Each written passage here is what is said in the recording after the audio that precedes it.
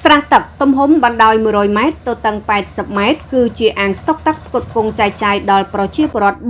385គ្រួសារនៅភូមិវាលដេញស្រុកថ្លាបរិវត្តន៍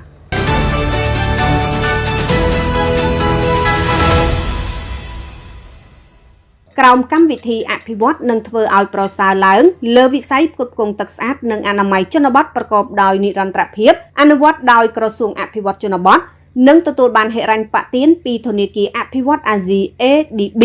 នៅថ្ងៃទី24ខែមិថុនាឆ្នាំ2026អង្គភាពគ្រប់គ្រងកម្មវិធីអភិវឌ្ឍនឹងធ្វើឲ្យប្រសើរឡើងលើវិស័យផ្គត់ផ្គង់ទឹកស្អាតនិងអនាម័យជនបទប្រកបដោយនិរន្តរភាពដឹកនាំដោយលោកស្រីមិត្តសុមន្តាអនុប្រធាននាយកដ្ឋានផ្គត់ផ្គង់ទឹកជនបទនិងលោកយ៉ាសំអុលប្រធានក្រុមបេសកកម្មធនាគារអភិវឌ្ឍអាស៊ី ADB និងប្រតិភូអមដំណើរបានចុះពិនិត្យវឌ្ឍនភាព5ទីតាំងនៃកម្មវិធីផ្គត់ផ្គង់ទឹកនិងអនាម័យជនបទក្នុងឃុំអន្លង់ភេនិងឃុំអន្លង់ជ្រៃស្រុកថ្លាបរិវត្តខេត្តស្ទឹងត្រែង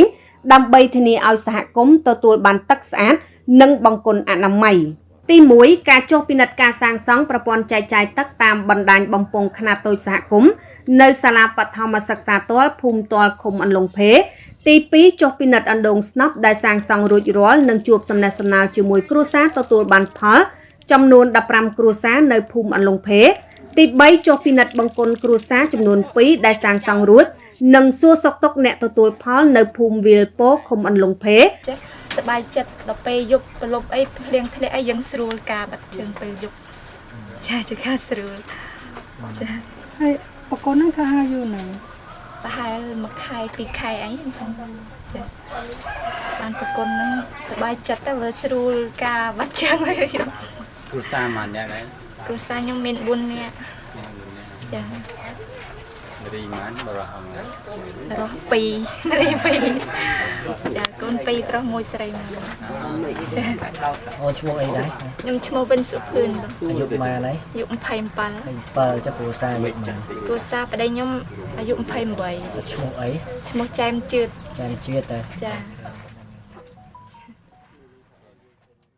ទី4ពិនិត្យបង្គន់សាធារណៈនៅសាលាបឋមសិក្សាវាលដេញនិងជួបសំណេះសំណាលជាមួយលោកគ្រូអ្នកគ្រូនិងសិស្សានុសិស្សនិងទី5ត្រួតពិនិត្យគម្រោងសាងសង់ប្រព័ន្ធចែកចាយទឹកតាមបណ្ដាញបំពង់ខ្នាតតូចនៅភូមិវាលដេញឃុំអន្លង់ជ្រៃដែលគម្រោងកំពុងធ្វើការស្ដារស្រះទឹកទំហំ8000ម៉ែត្រការ៉េ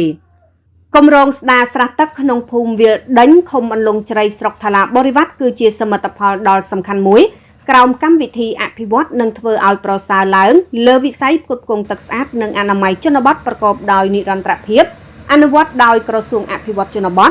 និងទទួលបានហិរញ្ញប្បទានពីធនាគារអភិវឌ្ឍអាស៊ី ADB ស្រះទឹកដ៏ធំនេះដើរតួជាអាងស្តុកទឹកប្រកបដោយសុវត្ថិភាពដើម្បីធានាការផ្គត់ផ្គង់ទឹកស្អាតជូនប្រជាពលរដ្ឋប្រើប្រាស់ប្រចាំថ្ងៃ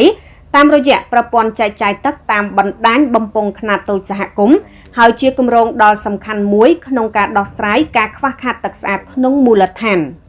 លោកសុយគាអនុប្រធានមន្ទីរអភិវឌ្ឍជនបទខេត្តស្ទឹងត្រែងបានឲ្យដឹងថាមន្ទីរបានស្ដារស្រះទឹកដែលមានទំហំប្រវែងបណ្ដោយ100ម៉ែត្រទៅតឹង80ម៉ែត្រជម្រៅ6ម៉ែត្រនិងរំពឹងថាបញ្ចប់រួចរាល់នៅដើមខែសីហាឆ្នាំ2026លោកសាយកុសលអភិបាលស្រុកថ្លាបរិវត្តបានថ្លែងអំណរគុណដល់ក្រសួងអភិវឌ្ឍជនបទនិងមានការគាំទ្រពីធនាគារអភិវឌ្ឍអាស៊ី ADB បានលើកកម្ពស់ការផ្តល់សេវាទឹកស្អាតនិងអនាម័យធ្វើឲ្យប្រជាពលរដ្ឋទទួលបានទឹកស្អាតប្រើប្រាស់និងការផ្លាស់ប្តូរទម្លាប់មកទទួលទានទឹកស្អាតជួយទ្រទ្រង់សុខភាពប្រើប្រាស់បង្គន់អនាម័យត្រឹមត្រូវមានសុខភាពល្អនិងមានរបៀបរស់នៅប្រកបដោយភាពស៊ីវិល័យលោកស្រីមិត្តសុមន្តាអនុប្រធាននាយកដ្ឋានផ្គត់ផ្គង់ទឹកជនបទជំរុញឲ្យក្រុមហ៊ុនសាងសង់ប្រព័ន្ធចែកចាយទឹកតាមបំពង់ខ្នាតតូចសហគមន៍ពន្លឿនការងារឲ្យបានស្របតាមផែនការដើម្បីធានាថាប្រជាពលរដ្ឋនៅតាមមូលដ្ឋានទទួលបានសេវាទឹកស្អាតប្រើប្រាស់បានឆាប់រហ័សស្របតាមយុទ្ធសាស្ត្ររបស់រាជរដ្ឋាភិបាល